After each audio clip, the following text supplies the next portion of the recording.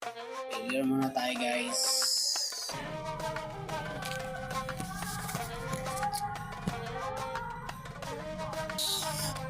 Change router natin guys. MAC address. So guys, ito na. Change router muna natin. Ito na.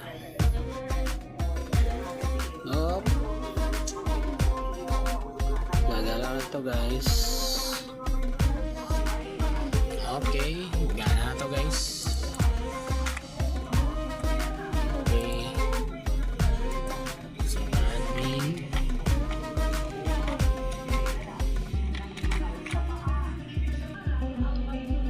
Okay.